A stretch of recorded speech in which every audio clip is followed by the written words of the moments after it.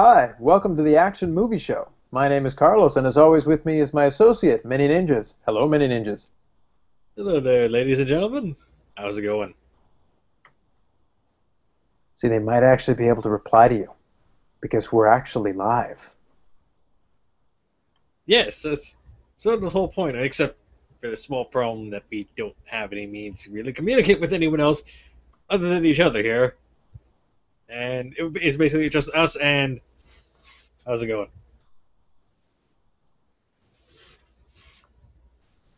That's hardly true. There's a group chat thing, and I'm sure if someone actually typed, we'd be able to see it. Or at least I would. Uh, then it would be entirely on your end because I don't see any of that. I see you, and if I click this button, I see me in reverse. And if I click this button, I see you again. But assuming that the camera or if the viewers at home, I'm looking at nothing, or I'm looking off screen like a madman. Yep, pretty much. So, the movie we're actually doing this time around is the 1987 classic. And I think it actually is one of the ones that is worthy of classic status. The Running Man, starring Arnold Schwarzenegger. And as we noted just before we came on, actually, we were having a quick discussion about it. This Blu-ray edition makes me laugh. Let me read the back of it anyway, and then we'll talk about that real quick. So the year is 2019, and we'll talk about that in a second. Television is now ruling people's lives. The most popular audience participation game show is The Running Man, where convicts can win pardons instead of parting gifts by defeating murderous henchmen known as stalkers. The stalkers haven't had much of a challenge lately until Ben Richards, Schwarzenegger, comes along. Now, right at the beginning of the movie, the thing says the year is 2017, not 2019. You have one job. Could be worse, though. Could be worse. For example, unfortunately, I don't have any pictures of it handy on me, but I can think of because they didn't have proper posters to go along with the movie preview posters or to go along with their advertising. I know there are a bunch of theaters in the Asian market that ended up actually just picking up random pictures they found off the internet, which they thought were legitimate posters, but were basically fan artist joke renditions of posters, which are blatantly wrong when you actually look at them, but since they didn't know better, they ran with it anyway. Well, fortunately, we didn't have the internet in 1987, at least not in its current capacity, so we didn't have the chance to borrow posters. So instead, we have people who managed to not have a clue.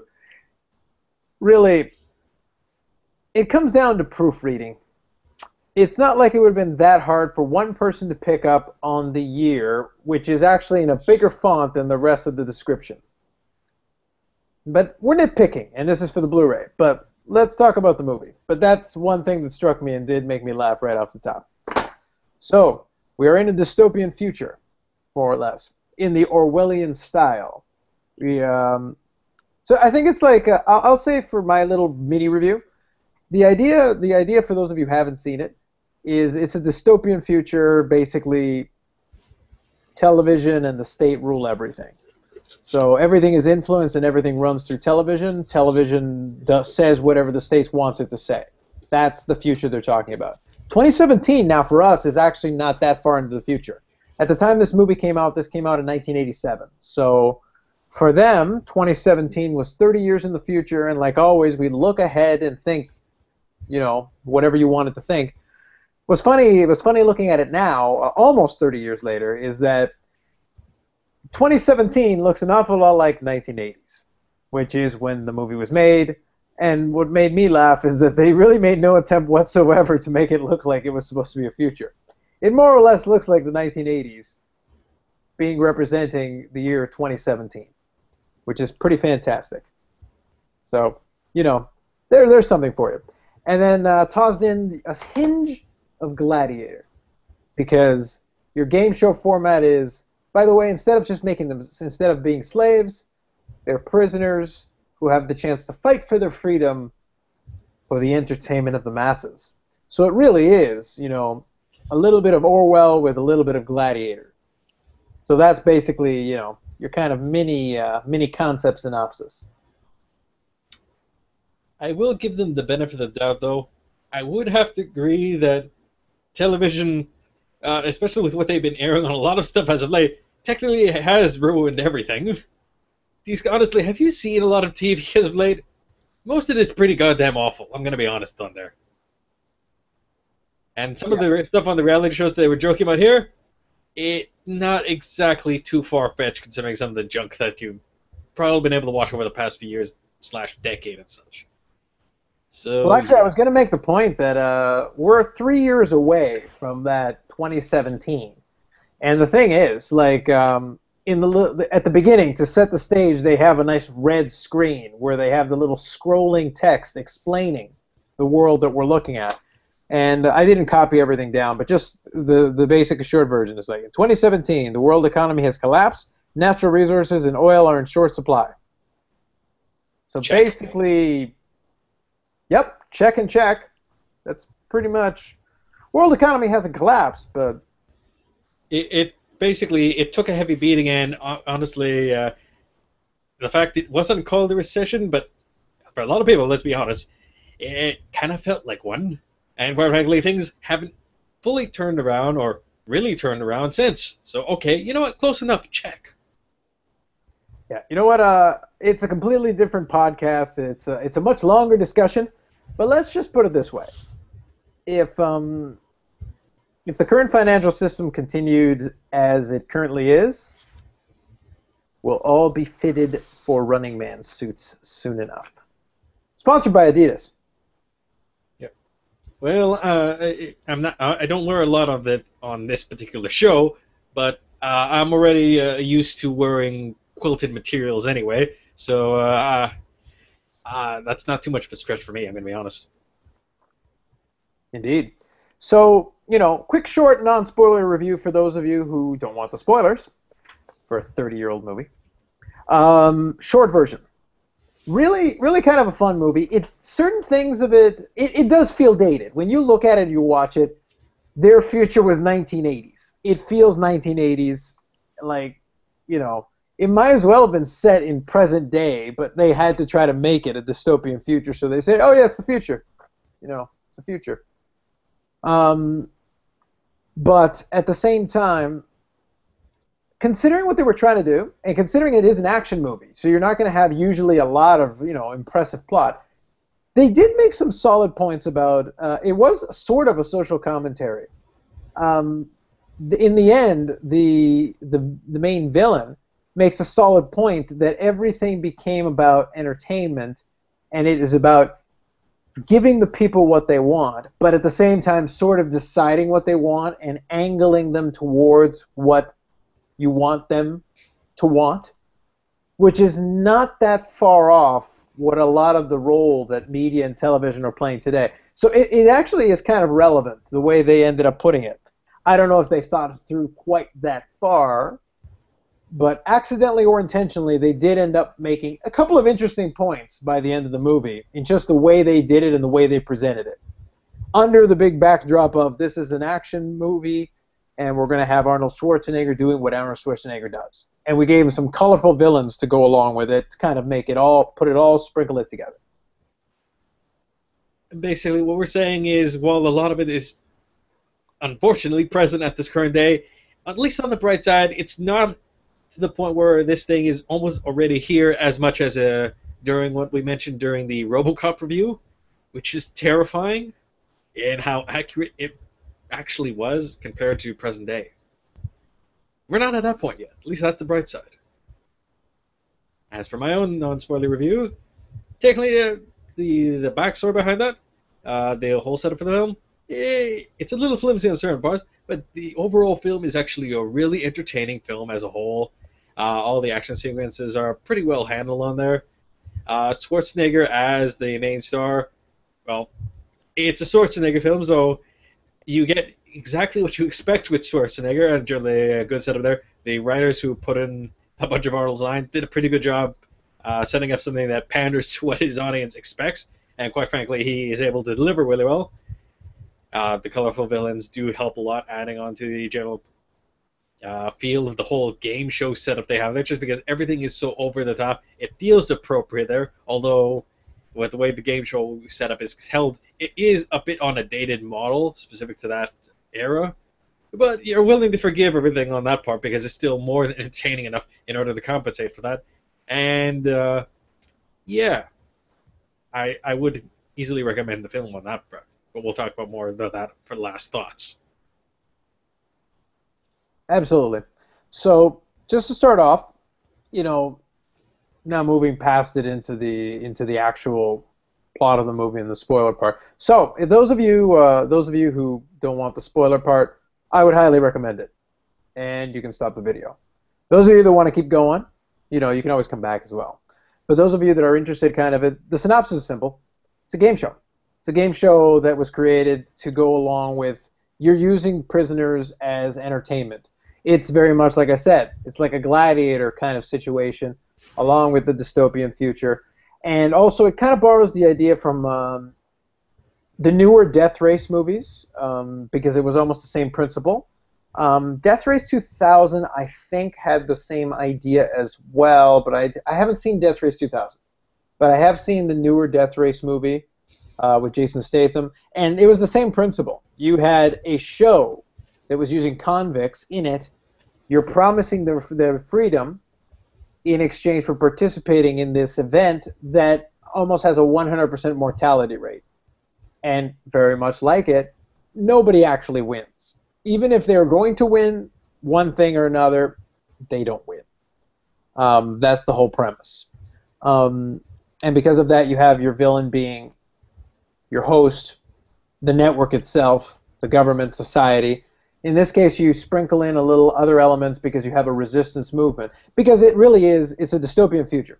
So it's a police state. You know, it's censorship. It's everything's being monitored. You're being watched all the time. Everything is controlled and sanitized.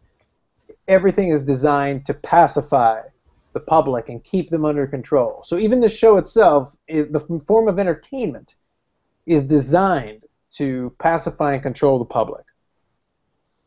I mean, yeah, effectively the premise of the show, even as described within the movie itself, it's part entertainment, but it was basically set up as a means to kind of deter any resistance to the actual ruling party, because most of the people who show up on that program were kind of specifically resistance fighters, basically people who were enemies of the state, for lack of a better term, would be used as the contestants on the program, and seeing how they would all be brutally slaughtered was meant to basically pacify and deter pretty much protests of what the government had been doing with their iron rule.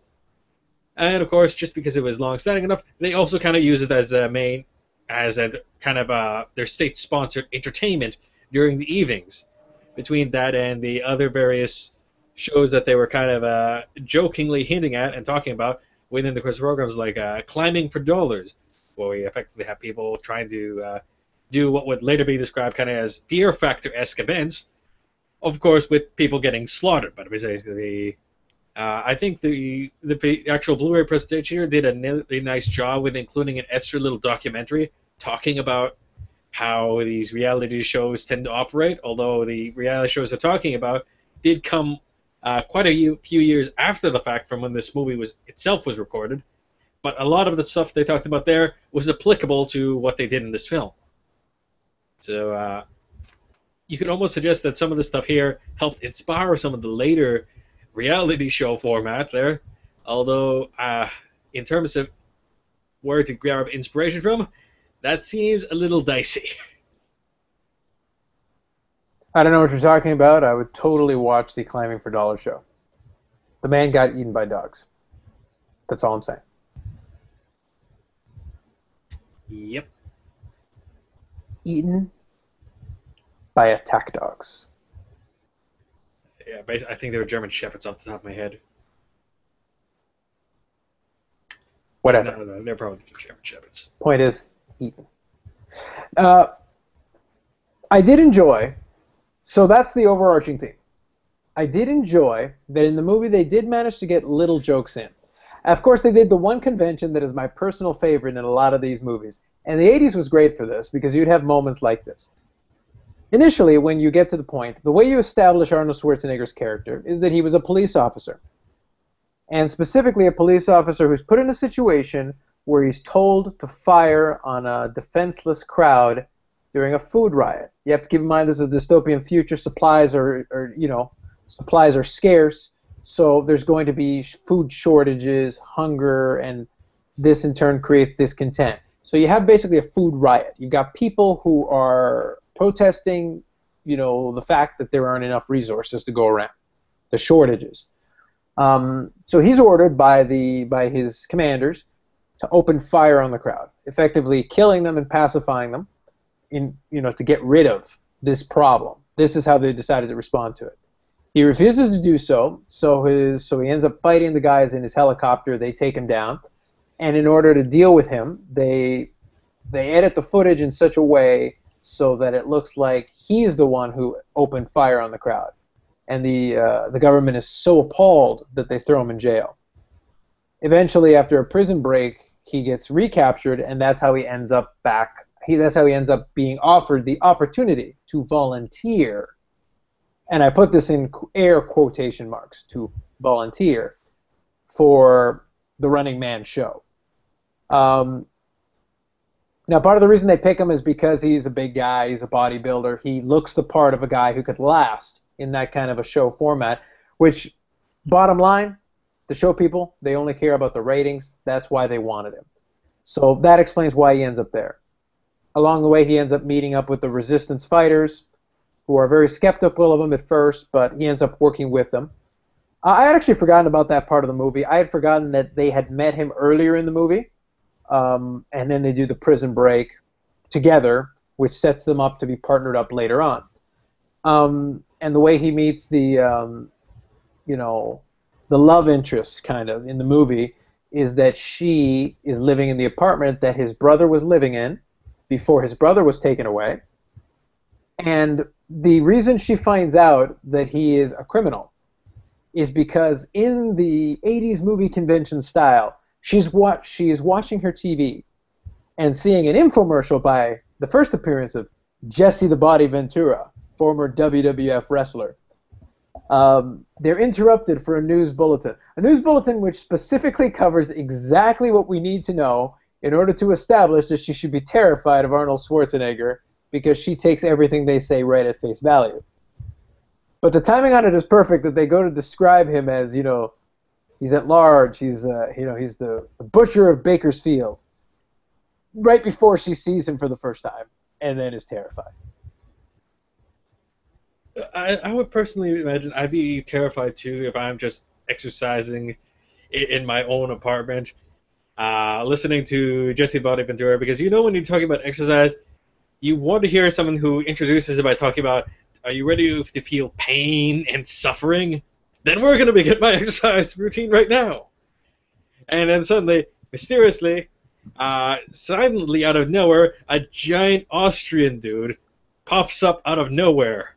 It's like you're literally, she was doing sit-ups. It's like sitting down, nothing, crunch, sitting down again.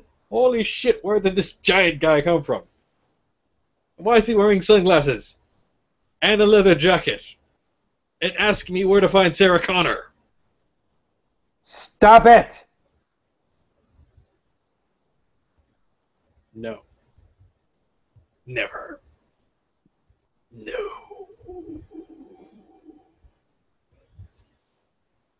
No, seriously, stop it. Okay. Indeed. So he wasn't dressed like the Terminator, despite what Manyninjas is implying. But yeah, so she ends up meeting him. I just thought it was great that they went and explained basically the whole background, the story that the government came up with to implicate him. But they explained it right there, right on the spot, literally seconds before she ends up meeting Schwarzenegger's character for the first time in the movie, therefore leading into the rest of it. Did you have any thoughts about this portion of it here?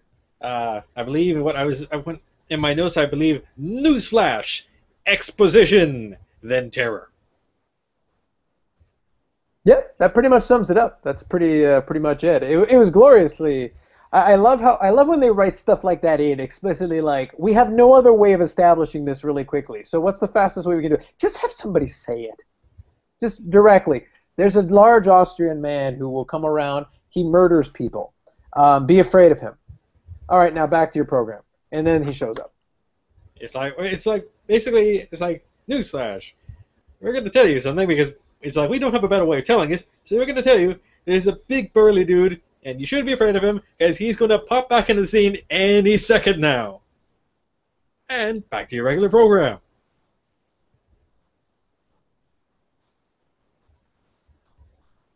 What scares me is that we literally just said the same thing twice. Anyway, Yes. Also, on a related note to the silliness of this movie, in the way they put it, I enjoyed that almost everything had a Hollywood angle to it. Apparently, this version of government isn't even a government. It's actually Hollywood. Because when the host of The Running Man wants to get a hold of this guy and decides he's going to try to circumvent the military police portion of it, because he was arrested as a military prisoner as opposed to a regular prisoner, which normally would exempt him from The Running Man. Well, in order to get around that, he originally was trying to talk to the Justice Department, but then he says, no, get me the president's agent. You know, because he has apparently the president of the United States needs an agent. Everyone needs an agent. And, you know, rather than being an attorney, you know, he wants to talk to the Justice Department Entertainment Division. So they've got one of those.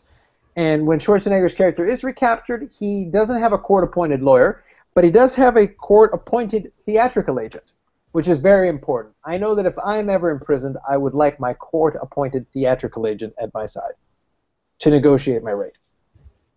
Yeah, at that point, clearly how commercialized and pretty much based off the entertainment system, it was effectively blatant all around, especially with how everything was being advertised. Although I do like for the fact that instead of like what was the last Schwarzenegger film we did? Before this one? Hmm? The last one before this one? Yes. For some reason, I can look it up. Just yeah. hang tight for 2 seconds. Basically, it's the one where they went to Mars. For some reason, I'm completely drawing a blank on. Total Recall. Yeah, Total Recall. Unlike what happened with Total Recall, instead of it being blatantly we're being bombarded by real-life current period brands and just generally known names like Pepsi, Coca-Cola, whatever.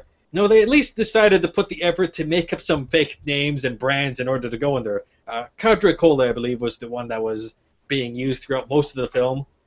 Although the Adidas logo was very prominent on the runners' uniforms. Although, on a semi-aside note, let the record state another thing which is horrifically almost present at this current time. During the scene when Ben Richards, aka Schwarzenegger's character, is being dragged towards the Running Man show to be initially launched, you see the two people there, including the female lead, paying $6 for what I believe was a Cadre Cola. And that's terrifying because if you go to convention events or something like that, that's not too far-fetched because this price for drinks are obscene. Yes, but is that the price in the machine, or is it the price at the concession stand? Both. Well, then make sure you have your $6. $3 to $4, something like that, realistically, but it's still obscene compared to what you would normally pay. Indeed. God helps you if you actually want some food. Pretty much. Don't worry. In the dystopian world, you won't have conventions. They're banned. One other thing that struck me, because I have my little notes, not a lot of notes to be honest, a lot of it's fairly straightforward, but I think one thing that did strike me that I enjoyed very much was the intro to The Running Man. At the beginning of the show, in addition to showing the logo in the beginning of the show, you also have a gloriously choreographed dance number. What was fantastic for me was that all the dancers, their dance routine, and the music in which they danced, again, it's supposed to be the year 2017, but no one even tried to remotely mask the fact that everything about this dance routine and the song choice screamed 1980s. I was waiting for Peter Gabriel, Michael Jackson while he was still black, and possibly other, 1980s icons. Where's Cyndi Lauper when you need her? This begs the question why they didn't try to borrow some people from the American Gladiators, since I believe that program was still running during that time. I think the American Gladiators might have been starting around that time. Because you're talking 87, which means this movie probably was in 86. American Gladiators might not have even come out yet. Because, matter of fact, that would have actually been a decent fit, especially since some of the ridiculous costume designs, although it did get worse as time went on, especially with the more recent revival of the series. No, they're kind of kitschy over the top and actually would have kind of fit in. All right. Particularly Captain Freedom's costume in showing his older photos. No, that actually would have been really right at home with the American Gladiators or International Gladiators style costume and uniform for the Gladiators. All right, so just so you're aware, you're between 2 and 3 years too early. They started in 1989. All right, good to know. I wonder if that was partially based off this program. Who knows?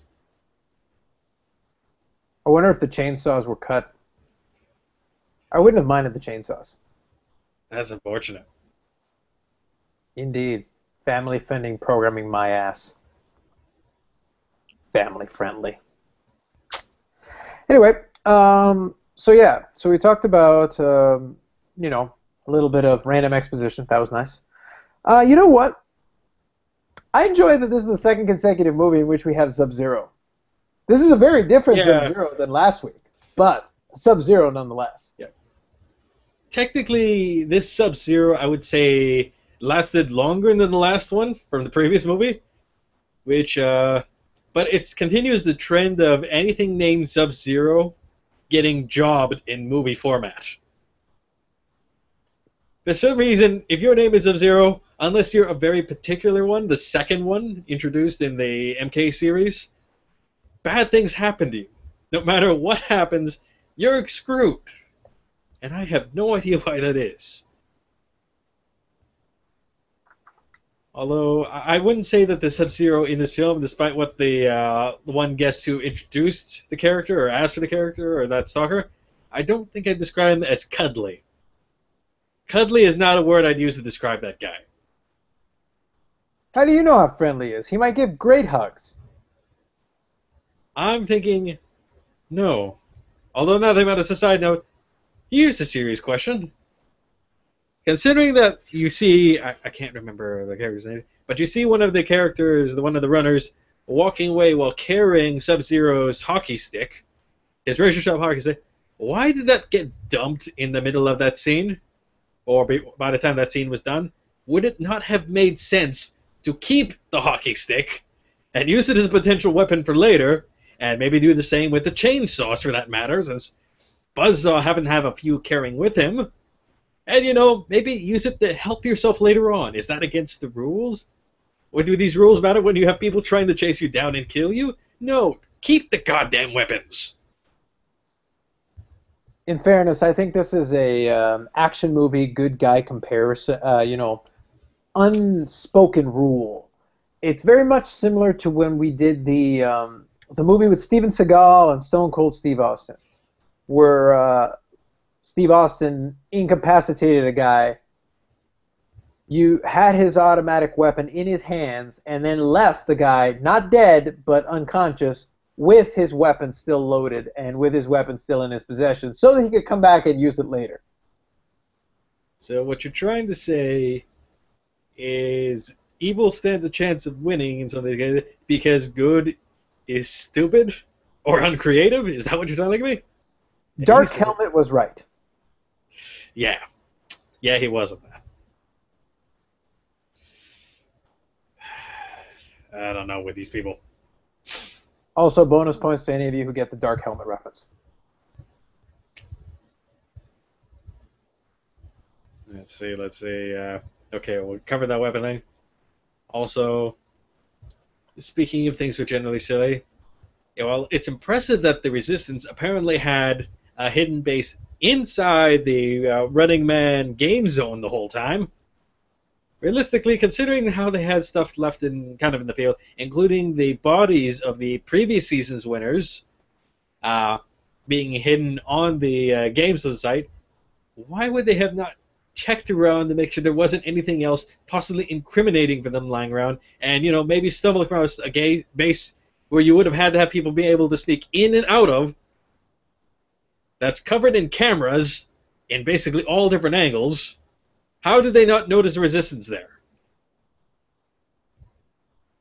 Both things are fair. I think they work from the standpoint of, in the movie, you have to have a way of having it work.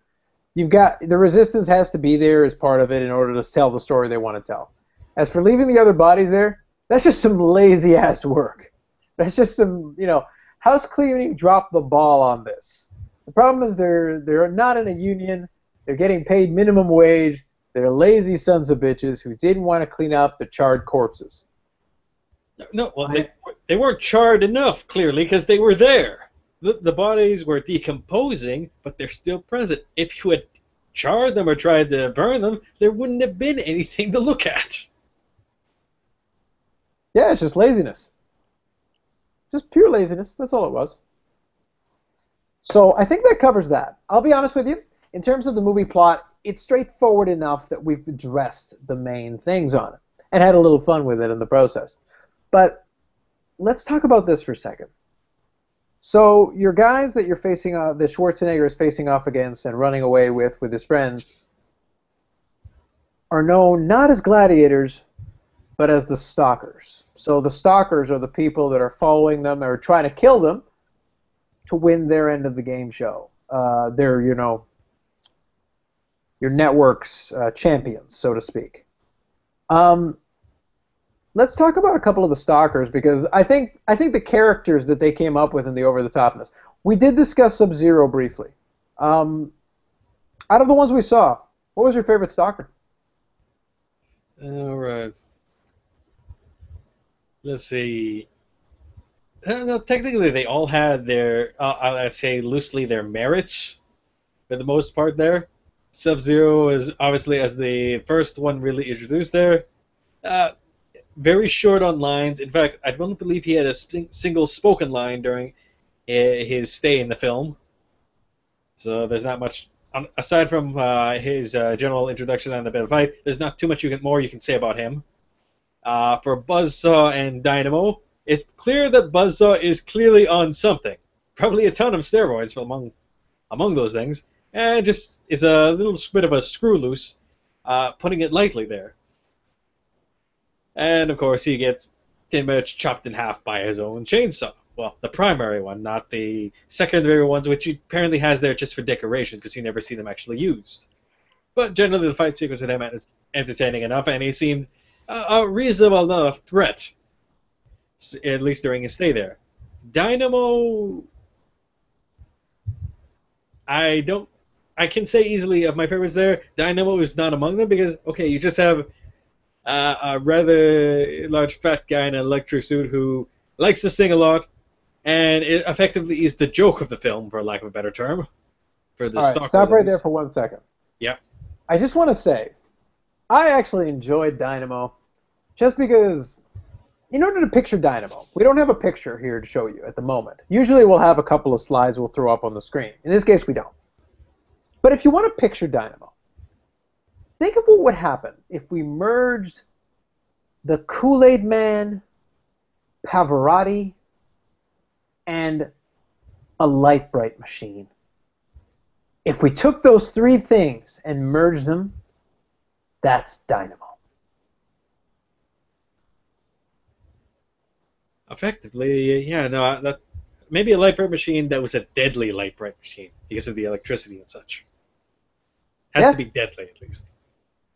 Because let's be honest, the reason why I trying to say Antonio Pavarotti. No, wait. What's his name? Pavarotti. I know Pavarotti's the last name, I think. Is that right? I believe so. I don't know the first name, but whatever. You're trying to say Pavarotti's not deadly? How do you know how many people he's killed? All I'm saying is if he was in this film in that getup, he'd actually be less deadly than he would be under normal circumstances.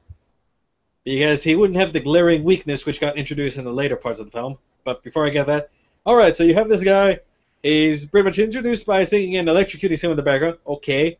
It looks a little strange there, but okay, no, viable. Then, of course, he gets into his Dynamo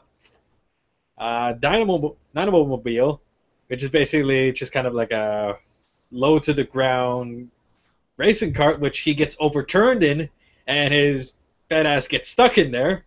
And they take so much pity on it, they don't actually kill him on the spot, of course, technically because the good guys aren't supposed to do that.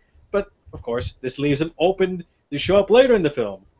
Around the raid on the actual network center itself, where we're reintroduced to him by the female lead, getting in a one-on-one fight with him. But, of course, at this point, for some reason, he's walking around without pants. So you have a pantless Dynamo in what is honestly implied, or heavily implied to be a potential rape scene, and at that point, it seems the producer doesn't even realize, you know what, this has gone much too far, and this is going to a bad place. Turn on the sprinklers. Yeah, you're going to get electrocuted by your own suit. We're ending this bad idea here and now. Let's get back to something else. And forget that this whole thing ever happened with Dynamo.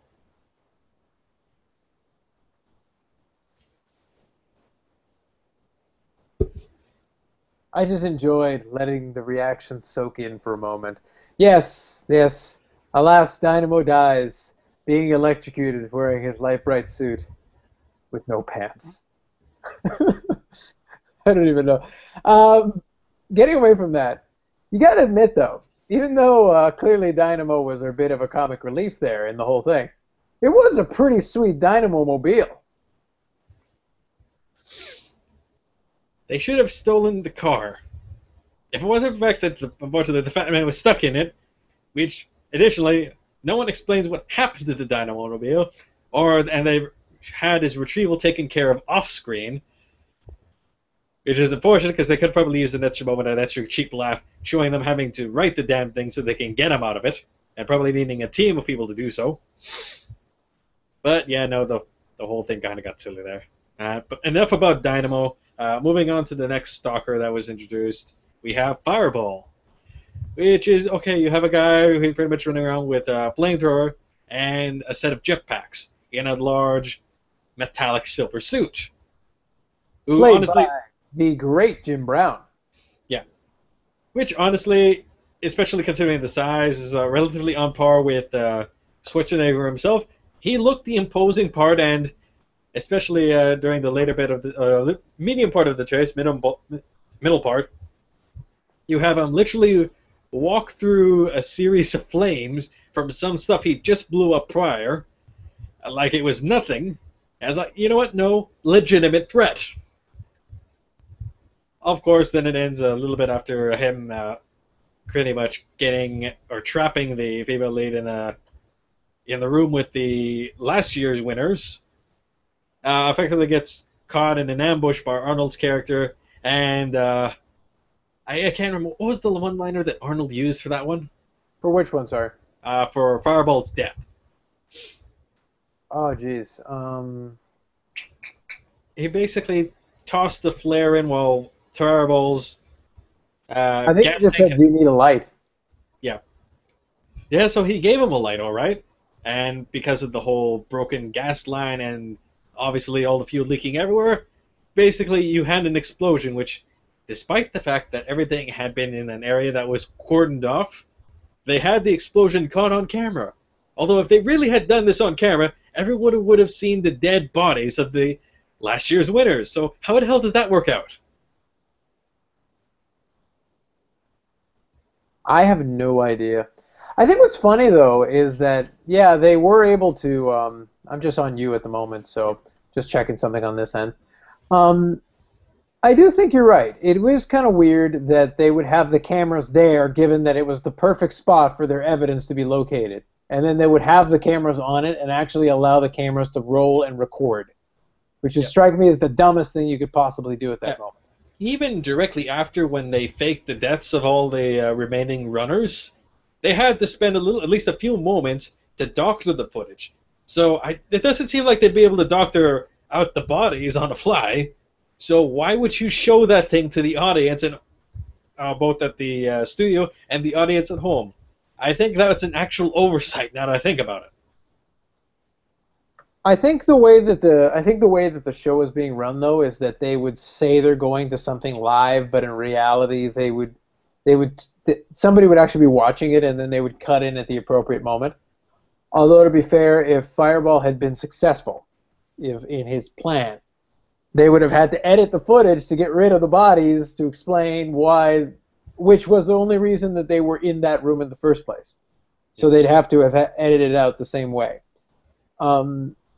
Yeah, there's a bit of a plot hole, a logic flaw. Leaving that kind of evidence just sitting around where anybody can find it in that zone is kind of silly. But you know, it's a plot element, a plot device used to further. It's used to explain other things, so they have to have it there. But you're right. It is a bit silly. You're also right in that Jim Brown did create a legitimate-looking threat to it. And at the time, Jim Brown was already 50. He was going on 51. So overall, he looked great, all things considered. He wasn't a young man anymore.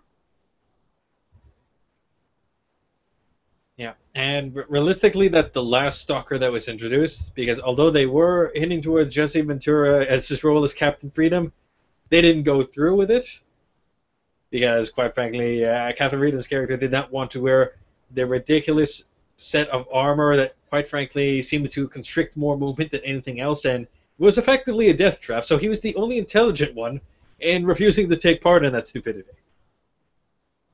And presumably the only one that got out of the scenario alive, in terms of the stalkers and general crew of the Running Man. Pretty much. Yeah, Ventura's character ended up being kind of a supporting character, just to establish. He represented the other end of the spectrum, somebody who had participated in it in the earlier days. Of the Running Man, when it was really almost, it was supposed to be a pure kind of a gladiator sport. It really was. Again, we make allusions to kind of the ancient gladiator times, and for in his character's point of view is that it is a gladiator sport. It is supposed to be like, he was very interested in the code of honor. For him, that was more of a thing. So whereas a lot of the other stalkers are very clearly bad guys who enjoy doing this because this is what they want to do, so they're a lot more sadistic about it. He went at it. He was more of a neutral character who then slid more into, he has his own moral code. This is what he believes in. He had no problem being a stalker. He had no problem doing this because he believed in what he was doing. He believed that he was fighting bad people. And he believed that he was doing a service, so that's why he went for it. That's why he did it.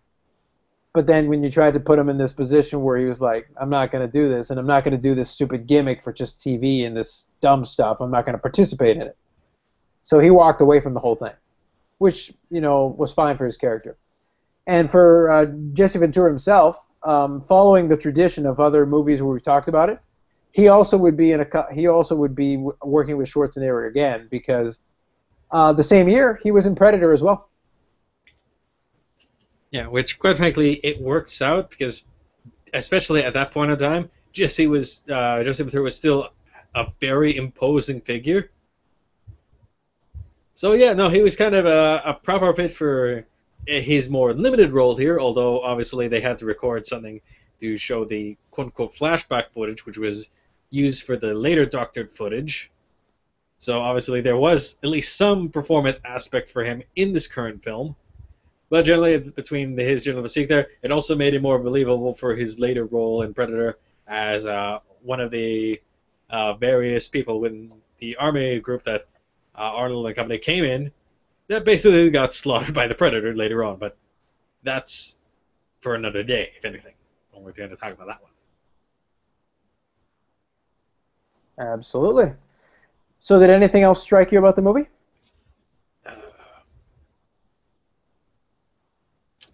No, actually, no. Between that, I've already talked about the product placements, the general silliness of the Resistance I've covered back on and off. I suppose, really, realistically, the last thoughts are my last thoughts for this one are actually a little on the short end, because generally I'll just be repeating what I said there. This is a very good action film. This is one of Arnold's. I'm not sure if you can say earlier in this case. I'm still pretty sure this is early on within Arnold's general run, I believe, of films there that were just the really successful films. But I'd say it's still a really great film, definitely worth owning there, and giving it quite a good few watches, just because it's a really entertaining film. So yeah, easy recommend to pick this thing up if you get the chance and find it around. Just 1 second here. I'm just looking for something. Yeah, could find it. No, I agree 100%. It is a definite buy. At this point, you're going to find it in the bargain bin. Like, it's, the actual Blu-ray is not bad. It's picture's a bit grainy, but that's because we were using cheap 1980 stock. Unless you went back and really digitally remastered it, you're not going to get much clearer than that. It still looks all right, all things considered. The cast on it was solid. They were entertaining for what they were. The characters are colorful, very interesting. It is 100% got an 80s vibe to it. I wouldn't be surprised if they did a remake of this at some point, just because you could. One of these. I don't know who you would get as the lead. It would be a little tricky. But you could have some new villains. You could play around with the idea. It still works because the concept is still the same. Although I think one thing you'd have to make sure you do is you'd really want to make sure that you try to capture, because the whole reality show thing, now we have real reality shows that were borderline, like Manyninjas says, they were borderline what they were joking about in the movie. The climbing for dollars thing, minus the attack dogs. That comes off a lot like Fear Factor. It comes off a lot like a couple of other reality shows that have actually existed. The exploitative elements, the crowd being involved, the audience participation elements of the game show. We've got Who Wants to Be a Millionaire. We've got, there are shows that got dangerously close to a lot of what they alluded to in this movie. And the thing that makes Running Man interesting now is that we've never been closer to the concept behind that kind of thing. It feels like a lot of those movies, when they came up with that, it's like it's a subgenre in and of itself. Death Race uses the same kind of idea. The Hunger Games. This is a program. It is an entertainment with a blood sport element. It's happened before in human history. The Gladiators were that. They were blood sport entertainment. And even then, technically, not as much as what has been shown in Hollywood, technically. It wasn't necessarily as bloody and everything as suggested when you actually look at the facts there. And as a side note, I would say not only close there, in terms of stuff the reality show is going on and compared to what they did for Running Man, I'd say aside from the actual killing of people, we're already there for a lot of that stuff. We're just missing the actual deaths now. Coming up next on Fox, deaths. Probably. If not this season, the next one. We'll get there. I'm sure we'll need some more stuff when American. I think it's American Ninja. There's that contest, American Ninja. American Ninja Warrior is, I believe, what you're referring to. Yes. Yeah. We'll need something to step it up. When we have the grand finals. Well, congratulations. Now fight the last year's winner to the death. Well, that involves someone having won that contest in America. Well, the American version, which has yet to occur, actually. And it's based off an initial concept from a Japanese program, which is what they effectively ripped off and set up in order to make the North American version. And even for that one, there have been all of 3 people that have actually ever won that one for its current production run.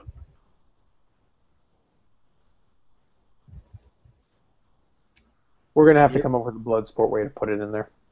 There'll have to be a battle to the death of some sort. What I'm saying is, the Ninja Warrior program in any format, regardless of where it is incredibly hard, is what I'm saying. freaking impressive stuff that was worth watch. Indeed. So I think that covers it for the Running Man. We're good with that.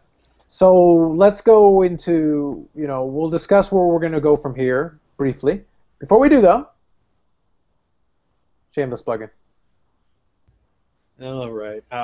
Be entirely frank, you're probably not going to see too much of me for this immediate weekend, because I'm actually, before I even started here, and what I'll be doing right after is I'm continuing to pack up stuff and get materials ready for the Con Bravo convention that's going on in Hamilton, Ontario this weekend. So while I imagine I'll be posting stuff related to the event when I get back, either late Saturday or not late Sunday, late Sunday or on Monday or Tuesday, so you'll be hearing more updates from me then. And I'll probably be tweeting some various stuffs from both the event side and a little after that at Manyninjas on Twitter. And I'll be probably having a few things to say on my website, IamManyninjas.com, as well, right after that. Indeed. So I think that addresses that. That covers that. For everything else, it's carlosalcazar.org. I swear to God, today I will go and update the site at Carlos Alcazar 2, where it shows. Or actually, if you can't watch it live, you would actually get updates, because as soon as this gets posted up on YouTube, I immediately get a tweet right there that basically tells you that it's been put on. So fastest way to find out when the new video is done, that one. So that's it for this week. We're actually not sure what the next episode is going to be about, which movie. We're going to sit back. We're actually going to have a little discussion off air, and we'll determine it. And I will actually put that in the description when I post it. So I'll actually put in the description the next couple, just so you guys know what's coming up. And then we'll go from there. So for myself and Manyninjas, that is the Action Movie Show. And we will see you all next time. Please like, subscribe, and comment. We do read them. We do reply to them, even if they don't make any sense. Especially if they don't make any sense. First